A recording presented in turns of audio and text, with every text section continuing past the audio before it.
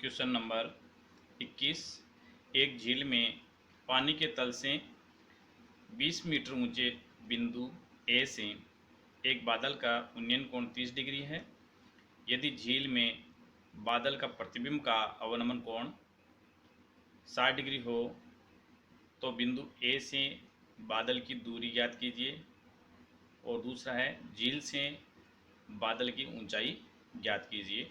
तो यहाँ देखिए कि हमें जो बिंदु दे रखा है ए, वो झील के पानी के तल से 20 मीटर ऊंचा है।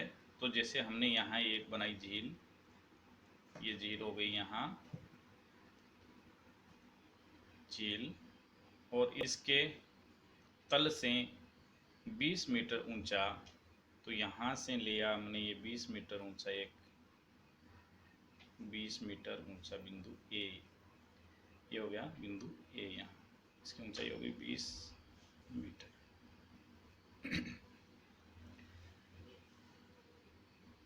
बिंदु ए से एक बादल का उन्नयन कोण 30 डिग्री है। जैसे यहाँ ये बादल हो गया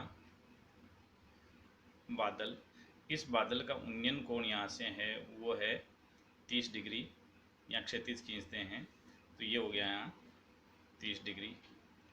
और अब इसका प्रतिबिंब झील के अंदर जो प्रतिबिंब है वो प्रतिबिंब यहाँ हमें दिखेगा झील के अंदर, वो इस तरह से होगा।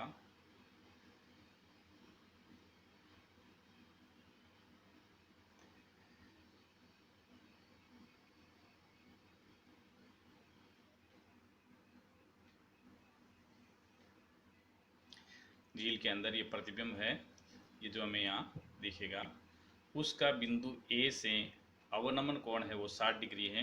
तो यहाँ से ये कोण इसका हो गया अवनमन कोण ए से, वो दे रखा है ये 60 डिग्री का कोण, ये कोण हो गया 60 डिग्री।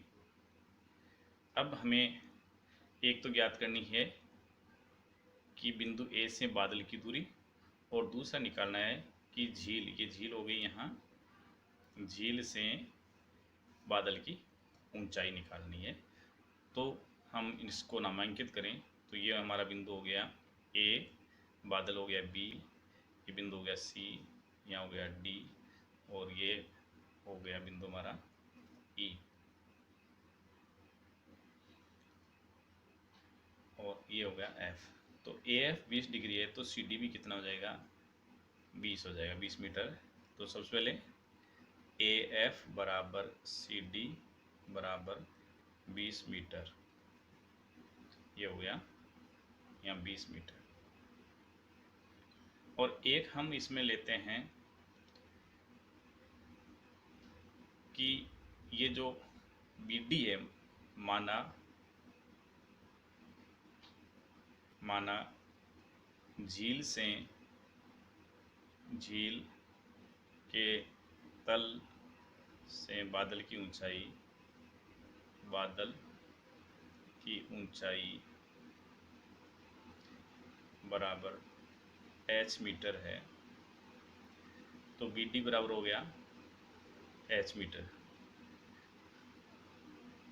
बी डी बराबर h मीटर। तो बी डी और डी ई दोनों बराबर होती है, क्योंकि जो प्रतिबिंब का नियम है समतल दर्पण में या पानी के अंदर जो प्रतिबिंब बनता है, जितनी दूरी पर वस्तु होती है प्रतिबिंब की दूरी उस तल से उतनी ही दूरी पर होती है, इसलिए डी ई बराबर भी क्या हो जाएगा, h मीटर हो जाएगा। डी ई बराबर h मीटर।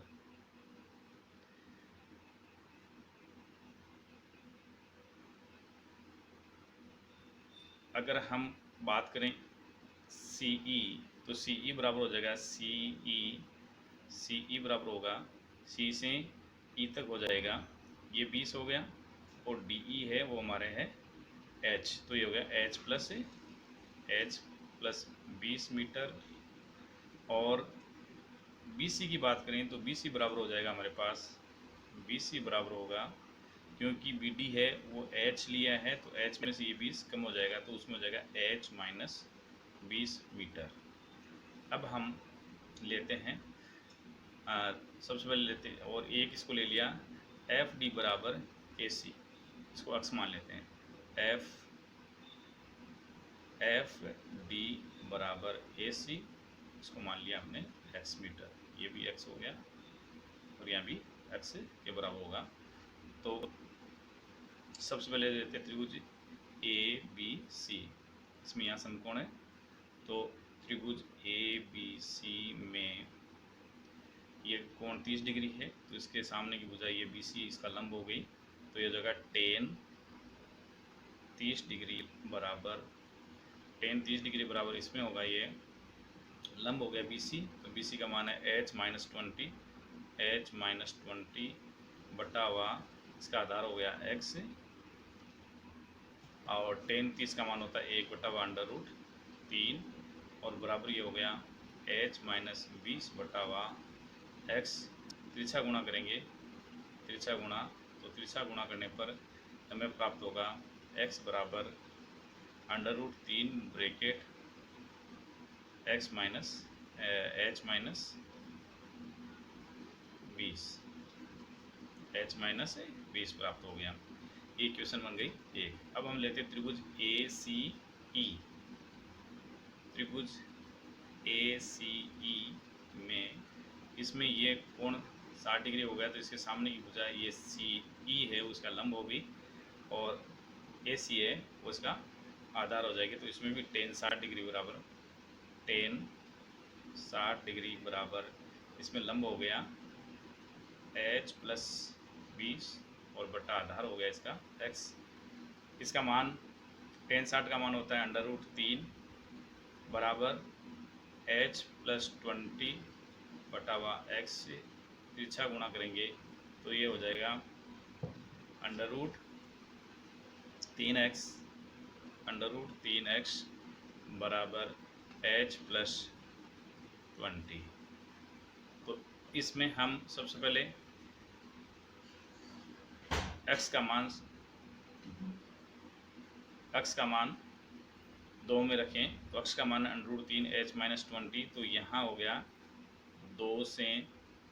1 से 2 में मान रखेंगे, तो ये हो गया अंडर रूट 3 ब्रैकेट, यहाँ x का मान हुआ अंडर रूट 3 ब्रैकेट, ये हो गया h माइनस 20 और बराबर हो गया h प्लस 20, जिसको हल करने पर हमें प्राप्त होगा ये अंडर रूट 3 को अंडर रूट 3 से गुणा करेंगे 3 ब्रैकेट h माइनस 20 बराबर h प्लस 20।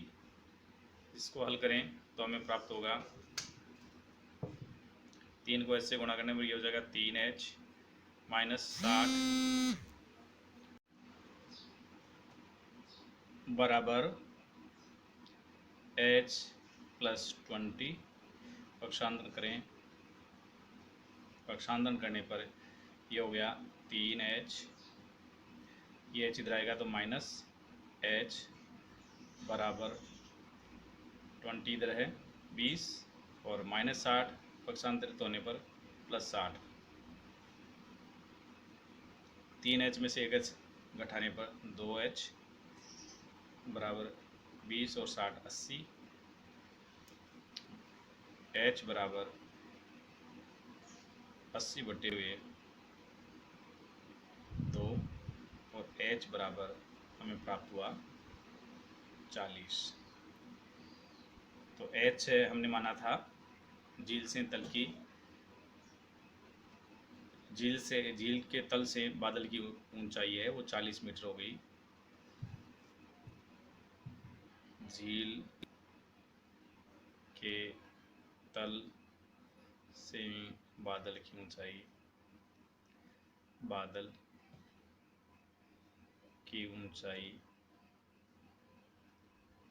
बराबर 40 मीटर। एक क्वेश्चन हुआ। अभी इसमें हमें दूसरा क्वेश्चन और ज्ञात करना है। दूसरा क्वेश्चन ये है कि बिंदु ए से बादल की दूरी, तो बिंदु ए से बादल की दूरी ज्ञात करने के लिए ए बी ज्ञात करना है। तो ए बी त्रिभुज ए सी बी में कर्ण हो गया ए बी और इसका आधार है जो है एक्स है। तो हमारे पास h का मान प्राप्त हुआ 40, तो उसके हिसाब से हम x का मान निकाल लेंगे। तो पुनः त्रिभुज